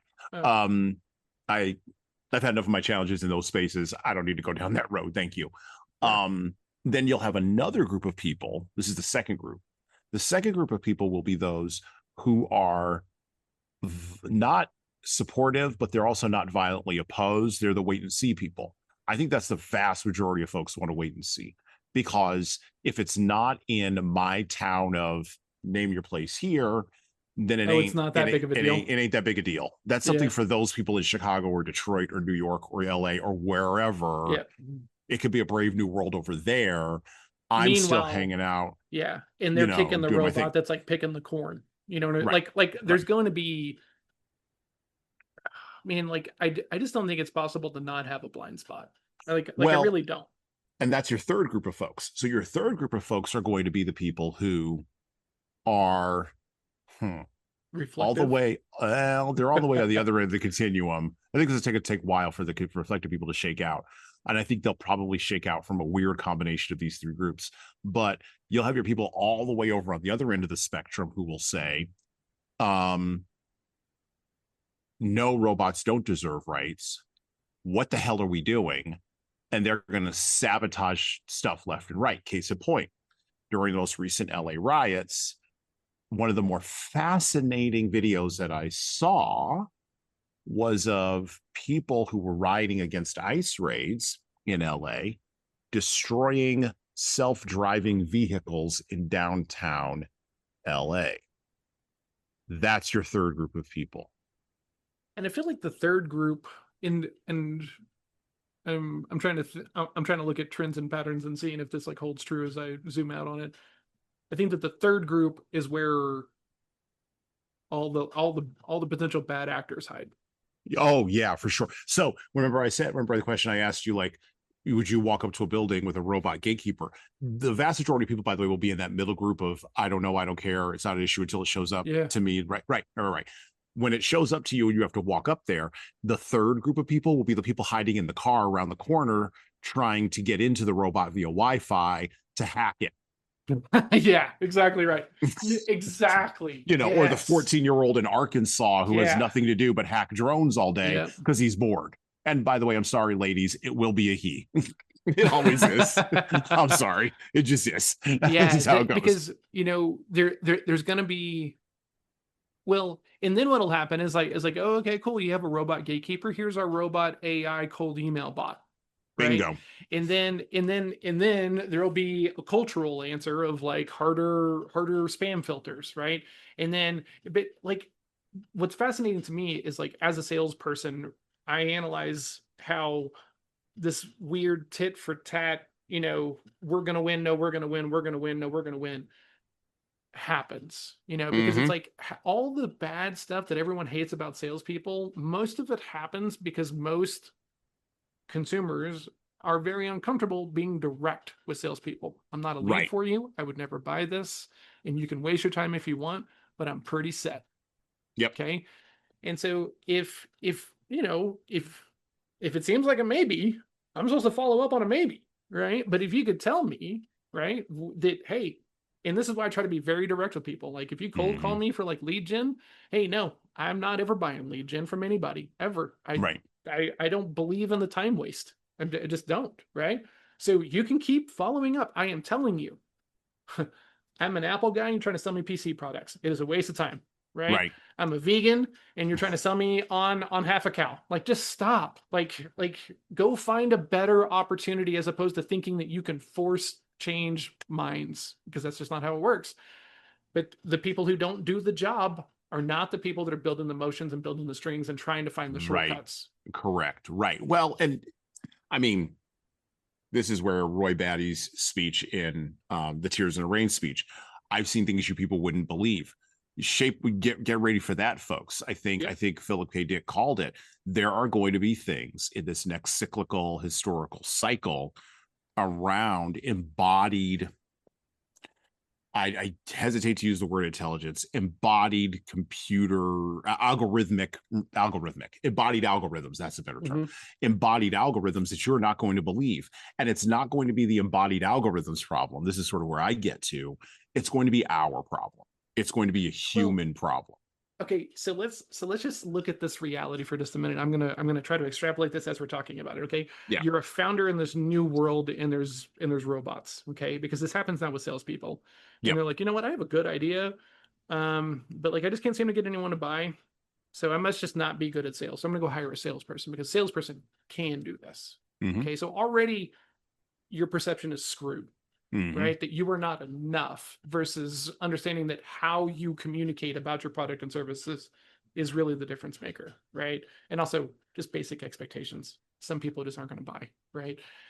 And so then what happens is they come along and then they're like, okay, great, I'm going to hire a bunch of appointment setters, right? And they're like, okay, great, how many dials do they have to do and everything, right? And they start doing these things. Now, what happens is, because humans are humans, you have these battle royale situations, right? And some of these companies do, right? And financial services is a major culprit of this, right? And SaaS is becoming that way as well. It's kind of shifting a little bit in SaaS, but not quick enough in my opinion, of like, hey, we're going to hire 30, most of you are going to quit, and that's fine because we just need the one, and we'll be good. Okay. Imagine no one quits because they're all robots, right? And like, imagine your brand. Imagine your brand capital whenever you go out and you program 5,000 like SDR AIs that are just going to bludgeon everybody in your market. Like, the stakes are going to be bigger for brands, I would say, right? Because eventually, if enough people quit from your sales team, you might be like, hey, maybe I'm part of the problem, right? But if no one ever quits because they're all like these like AI yes men, oh yes boss, how much more can you do? Well, I don't know. We're in, okay, well, can you make $3,000 a day versus just the 300? We'll figure out a way, boss. Right now it's duplicating itself and doing all these things that are happening, and so it's like that's gonna get that's my number one concern as a sales professional. Not that I'm not going to have a job, but that like no one is going to ever hear anybody else out again because everyone is just so thinking that, oh, you're just the AI, you just want to sell me, all the rapport is fake. John, you just want to network with me so that way you can sell me. Actually, you're kind of jumping ahead a little bit because I don't even know if you're tall enough to ride this ride. Well, and I think there will be a fourth group in there, which I kind of hold back a little bit on because I don't know where this fourth group is going to come from. I think there'll be a fourth group of folks, right? So you'll have your crossover. These robots have rights slash baseline pleasure people of all kinds, by the way, not just physical, but okay. Yeah. Tied into Well, identity and all that because stuff. all the same entrepreneurs that are like, hey, why would I hire Americans when I can just like get Filipinos for $3 an hour and it's okay because the cost of living is just so different. Like, I mean, there is the realm of cost of living differences, and then there is the realm of you justifying being a cheap asshole. Or just Right? just exploiting people for whatever. Exactly. But now you Right. can And but now you can now you can exploit an exploit the object. AI. You can Exactly exploit an right. object, right? Exactly So right. it's all better. Yeah. But Then you'll not have the but and they're not humans, right? And yeah. because that's the other concern, right? Because since I am the science fiction fantasy reader, right? Like, is it beyond the realm of possibility that eventually like a more of a cyborg kind of thing of like, like the Neuralink and things like that, of it moving together and everything, like at some point we're going to have some really deep conversations about this, and those conversations are going to be easier or harder, kind of like the civil rights movement, based upon some of the decisions that we're making, I think, in these early stages of this thing. Yeah. So I think those kinds of conversations are going to come up. I do not think they will come up in this next cyclical cycle that's going to start probably around 2030 or so, 2035 at the latest, and then run out 20 years to 2055 or even Mm-hmm. 2060. It won't start until what I call the 21st century's version of the summer of love. It'll be my kids in middle age that'll have my youngest son, who's 8, in middle age, will have to deal with the answers to that 100%. question. Yep. Absolutely. Because we still have, to your point, we're right at the cusp of all of the Mm-hmm. nonsense. Yep. And so there's certain decisions that have to be made here that are going to your point about poker, lead to one of 18 different outcomes or And a the other multiplicity thing, downstream, for as pervasive as it is in my inbox and in my feeds, in my world, if you will, like we're still on the very much bleeding edge of most of this stuff in conversations, right? Oh, absolutely. Yeah. Like most people don't know the difference between like an LLM and automation, No, they don't. like No. at all. Well, And when you walk around, this is that fourth group of people. So the fourth group of people, and I think that I keep going back to this idea that the fourth group of people are the ones that are going to keep the other three groups anchored, because those other three groups are going to be, for lack of a better term, they're going to be a minority report. The group that's going to the group that's going to keep those other four groups anchored is going to be the same group of people that's always kept that other group of people anchored. And it's going to be the people that do not, I don't hate to say this. All the people who live their lives online miss this. The vast majority of people that you need to engage with, you talk about sales, that you need to engage with are not in online spaces. And they do not care what happens there because their lives are still driven by human to human interaction from literally the time they get up in the morning to the time they go to bed at night. Case in point, your garbage man. Case in point, your road crew. Case in point, That's very fair. your well, to a certain degree, your academic educator in certain types of schooling situations. Well, okay, hold on a second. Okay, and those people are the those people are the people who will keep the other three groups anchored because that's they the empathy live box. There you go. That's the empathy box, right? It's that. Okay, so this is fascinating, right? I spend a lot of time online. Most of my business comes from my online network, if you will. I had a pretty good local network, but whenever I started my business, I had this moment of realizing that like I didn't want to be limited to just Fort Worth, Texas, because there wasn't enough business for me, right? And I didn't want to make compromises. I wanted to work with who I wanted to work with. So I started, okay, this worked locally. Let's see if it works digitally, right? And so I just ran the same play in a digital format. And so a lot of my relationships are with people that I've never met in person before, right? Which is kind of a weird version of the future to live in, right? It feels kind of Heinlein-esque, right? Or Demolition Man, right? Demolition Man, right? Video calls, like, hey, we're living that reality. And so there is this weird thing, right? So I bought this lathe off a guy off of Facebook Marketplace, right? And it was, it was about an hour away. A friend of mine went with me because it's the real world, and you see the stories and everything else like this, and also it's a big ass lathe. I'm gonna have to put in the back of a truck and everything. So I take a friend with me. The guy had it listed for like $300 and everything, and we show up, and I start talking about the fact that I'm new to this whole thing, and that I don't know anything about this at all, and I'm brand new, and I got to learn. I'm asking him questions and everything. The guy goes, let me knock $100 off of this thing because you're gonna have to go buy some things that are essentially gonna cost you about $100, and I just want you to start, right?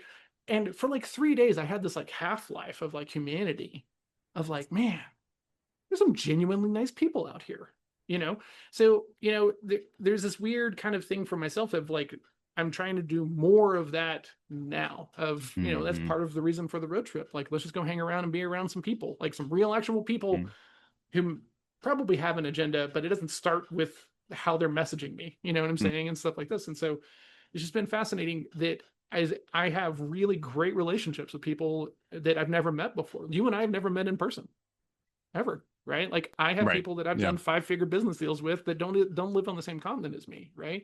But by that same token, I also know that like by choosing to spend time with humans, that connection is faster, it's richer, it's deeper. There's so much more to it in this, right? So it's one of those things to where don't get lured in by scale, right? There is this messy aspect to it that is going to fundamentally change what your reality is, right? And the nerds are the people who want to remove all the human connection, right? And I say this as a nerd who thought that in the beginning I could just brass tacks my way through, well, let me just build something that you can't say no to. Oh my God, right? But I go back to this thing of one of my favorite things is if you can ask the question, am I being narcissistic? You're fundamentally not, right? And I think about this like with AI and automation and everything else like that. Why am I using this? Like, and it's weird in entrepreneurial circles, right? Because people talk about automation and virtual assistants and delegation, and just delegate all the work that you don't want to do. Okay, like at what standard? Because like I think that's I think that's where the line is going to be. What is your standard? And you're going to have all these people that are building very, very salesy, pushy sales robots that hate whenever a sales robot reaches out to them, but they think that they're completely justified as the tyrant, just like I did whenever I was thinking that my way was okay because I'm not using it for nefarious ends. It's all these other guys that are the problem. We're going to have that on a much bigger scale because it's not going to be one person doing their own reach. It's one guy who owns 5,000 robots that are sending 3,000 messages a day. Oh, that are talking to other robots, sending him responses. Should we go into robot shorthand? Jeez. Well, I've got to turn the corner here. This has been a delightful conversation, though. This has been awesome. This has been great. Let me turn the corner here. Let's get ready to close. 3 things I think will absolutely be true in the upcoming 4th turning. And to John's point, or the 1st turning, we're going into a secular high, and I don't know what it's going to look like. I have no idea. but it will look different than the last secular high that we went through in the mid 20th century that we all sort of harken back to. The high that Philip K. Dick was born into, and Ray Bradbury was born into, and Robert Heinlein was born into, and then that shaped them as they went into an awakening period. And an awakening period always involves, at least in our country, it always involves an almost spiritual like or religious pursuit of a higher conscience. We saw that during the transcendental movement in the 19th century, and then we saw it 100 years later, which by the way led into the Civil War, and then we also see this a little bit later in the 1960s, which of course led into the civil rights movement in the 20th century and our own version of interscene civil strife. And I think it will arrive 100 years from now, right on time, in about 2060. I won't be around maybe to see it, or if I will be around to see it, I'll be a very old man and no one will care what I have to say. But it will show up. And how that war will be fought and who will have thoughts on that war, well, those people are the sons and daughters of folks like myself and John, who are having these conversations and thinking about these things right now, based off of what we were reading from the last time we all went through this. I do believe fundamentally that human beings and work done by humans for humans with other humans, I hate to be the bearer of bad news, but that ain't going nowhere. It's almost as if it was built into the structure of reality itself. And so far, the engineers and the nerds have not been able to pull apart the structure of reality itself. They could barely understand the structure of reality itself, much less pull it apart. So we'll still have work. I'm not one of these people who believes that we'll have a bunch of people, surplus people floating around with nothing to do who will engage in civil strife. I don't believe that for a moment. People will find something to do, even with all our robot helpers. I think we will also still have Christianity, Islam, and Judaism. I don't think those are going away. And the reason why is because we need to have an eschatology of meaning. We need to have a structure of meaning that goes beyond the inevitable ceiling. I love this line that I wrote in the script, that goes beyond the inevitable ceiling that an artificial transhuman paradigm will eventually hit. I guarantee they will hit a ceiling. The cybernetics folks, to John's point, I do think there will be a Ray Kurzweil weird merging, or at least a proposal for it, of man and machine, and it will only look weird because it's not something that I'm used to. But that will be a proposal that will be put forth. It's already being put forth by several people. And I don't know if it will come in the form of a downloading of quote unquote consciousness. We already understand very little about consciousness, much less how it differs from an algorithm, or is the same. So the big three religions aren't going anywhere. And if you're not a religious person listening to this, I hate to tell you, they're not going anywhere, because they're containers of belief that have been around longer than the robots and longer than our current problems. They're sturdy for a reason. Then the third thing that will be true is that there will be resistance to all of these changes. For sure, that will be true. Some of it will come in the form of loud, obstreperous, and grating objection, like riots and people destroying the Waymos in LA. And some will be very quiet and subtle, sort of like the Essenes back in the Old Testament interperiod time, who in the Middle East, and they created something called the Dead Sea Scrolls that showed up, 2,000 years later. You'll have those folks. You'll have the preppers, what we would call in our time in America, the preppers. You'll have those folks who will say, no, I don't want to be involved in your world. I don't want to roll the dice, and I don't want to play. Those are going to be the things that are going to be consistent even through the next cycle with whatever is coming down the pike. And so I remember the words from Ecclesiastes 1:9. The thing that has been is a thing which shall be, and that which is done is that which shall be done. And of course, there is no new thing, no genuinely new thing under the sun. Final thoughts, John, today on Do Androids Dream of Electric Sheep? Actually, maybe that's the final question. Do androids dream of electric sheep? I think that when they do, we need to be ready to have all those connecting conversations, because I think it's just a matter of time before we get to go do that. There was this very weird thing yesterday at the museum, and I would love to just kind of talk about this. My daughter was going through it, and it's called the Drake formula. Are you familiar with the Drake formula? Mm-mm. Okay, so it's a science fiction formula. I don't know if it comes from science fiction books or just science and theory, but it's around the idea of, it's a formula that you can kind of run yourself through, which kind of extrapolates whether or not you're optimistic or pessimistic about other intelligent life in the universe, right? Are we alone or not, right?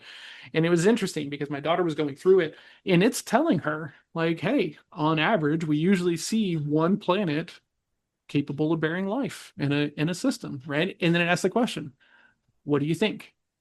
Just like 0.01%, 0.01%, 0.01% on all these things, right? And I appreciated how it was framing the question, right? It was talking about like, hey, science shows that as soon as the environment was right on Earth, life started to move in that direction, scientifically speaking, right? So bearing that in mind, right? What do you think that if you have the right components for intelligent life, just from a scientific perspective, that you end up with this as a product, just like 0.01%, right? And I'm like, you're so fixated on humans as humans as humans in our specialty, our preciousness, that it's leading you to, like, I think, gauge a little low. And of course, this is a conversation that's very hard to have with a 13 about to be 14-year-old girl. But it was just such this beautiful thing. Like, I am so optimistic about these things that it also makes me thoughtful and considerate about the conversations that are necessary around it, as opposed to it's never going to happen, never going to happen. Oh, crap. How do I deal with this kind of situation?